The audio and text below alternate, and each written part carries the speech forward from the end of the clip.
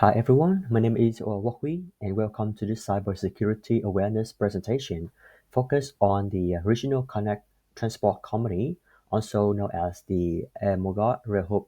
So over the next minutes, I'll explore two key cyber threats, the big email compromise and the shadow IT, and how they impact our transport and logistic operations.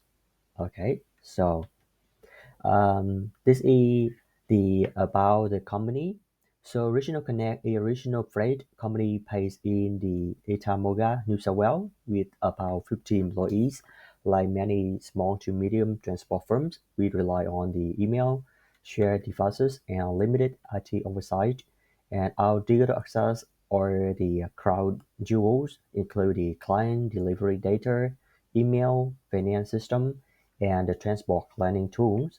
The systems are theoretical but highly vulnerable to the cyber attacks like phishing and the business email compromise as well. So this is about some cyber statistics. So according to the FBI Internet Crime Report 2024, the business email compromise or PEC is now the cost largest form of the cybercrime globally. Losses reach over 2.7 billion USD, mostly through the deceptive email page fraud, and this underscores the urgency for the transport companies to take the business email compromise seriously. And you can see uh, the international compliance countries, the Australia in the top six countries that compliance to the IC3. So in this case, you don't know IC3 can refer to two different things. But in this case, this is the Internet Crime Complaint Center.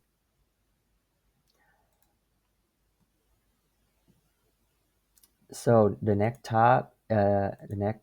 slide is about the common threats. So what is the PSC? PSC is a form of targeted phishing where attackers impersonate the trusted contacts like executives or the vendors to trick employees into making payments or disclosing information for the transport firms where the tight delivery schedules and financial transactions move quickly.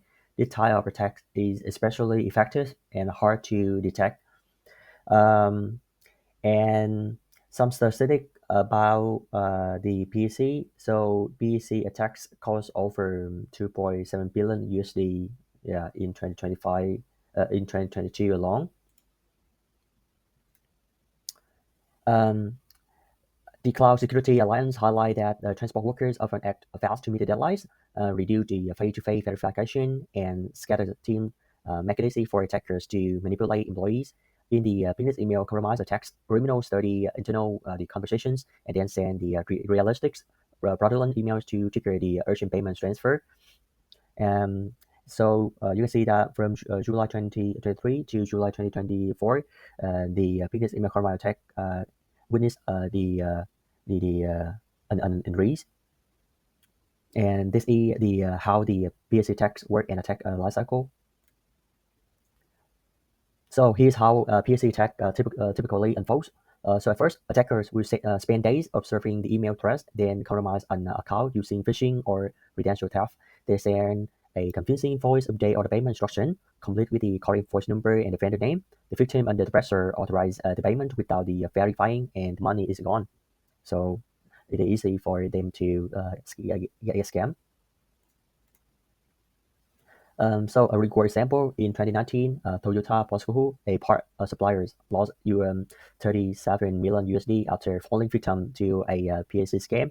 So this is a famous case study in the transport firm. An email impersonating a business partner requesting a bank detail update. So believing it was the legitimate stop transfer the funds, and this show if a large well-established firms are vulnerable too, not only the small firms. Um, So this is the lesson learned from the case study.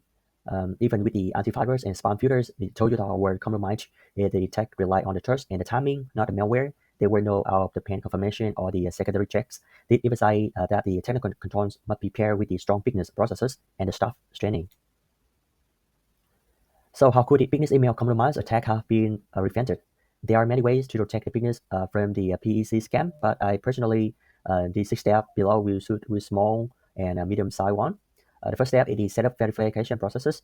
So establish the transaction threshold that trigger mandatory second-step verifications. For example, confirm transfer over a set amount or detect rather small transactions. However, for the over-complicating approvals, excessive layers, for example, nice steps can delay the business, frustrate the partners, and create inefficiency. The balance is the key. So the goal is to fraud prevention without paralyzing the operations. And the next step is normalize the reporting PEC attempts, create a culture where the reporting suspected fraud or mistake is encouraged, not punished. Departments may hesitate due to the empowerment or the fear, especially when scams appear to come from executives. Foster the openness and continuous learning. Globally, this stigma changing. Yeah. And the third is the email filter. Ensure email filtering solutions are implemented and tuned to the greatest extent to identify and block phishing emails. And use the email authentication, implementing the multi-factor authentication on internet-facing systems like a cloud-based email accounts mitigate the attack access even if they get hold of the passphrase. And the fifth test is training employee security training would have helped the legitimate mailbox owner to identify and report the phishing attack that, in principle, compromise their passphrase and for sure produce the guidance for the third parties which provide the services on your behalf. This will encourage them to take action to secure their business, including implementing anti-malware multi-factor. And let's move to our second major threat, shadow IT. This is the use of the apps, cloud tools, or devices without IT approval. It often starts innocently because startups are trying to work more efficiently. But it may create massive visibility gaps for the cybersecurity teams and breach threats. This may include the hardware, especially the personal computing devices like the smartphones and laptops, cloud services such as the online tools and the alternative applications. Some common shadow IT operations include the application, because employee may use the software or application they refer to either replace work assigned once or fill a gap in tool functionality. About devices, they may using personal devices for work without following the PIOD guidelines. This means bring your own device. So refusing approval is a form of shadow IT. So some statistics about shadow IT. Shadow IT led to the reputation damage and lost business, averaging 1.47 million per incident in 2024, according to the IBM report 2024. Here's a simulation scenario.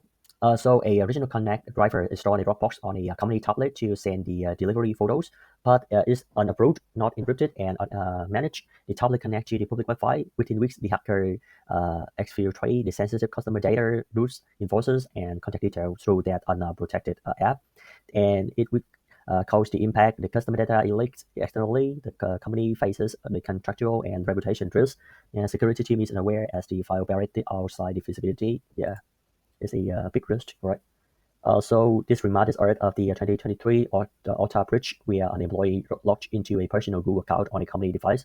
A certain token was captured and used to compromise 134 customer environments. Even with the AMFA in place, just IT practices opened the door to the attacker. So the lesson learned from this case study. So to combat shadow IT, the prohibit the personal cloud email use on the work devices, and scan for the unauthorized tools and require the app approval, limit the admin access, apply list privilege, and sanitize diagnostic files, and for sure educate the staff on the dangers of using the personal apps for the business data. So information is the source from trusted authorities like the FBI, Forbes, Kaspersky, and Cloud Security Alliance. Yeah. So thank you for your time. I hope this presentation has highlighted how the serious threats like PC and cyber IT can impact small transport firms, and more importantly, how affordable practical solutions can help the regional connect and similar business to stay protected. Thank you.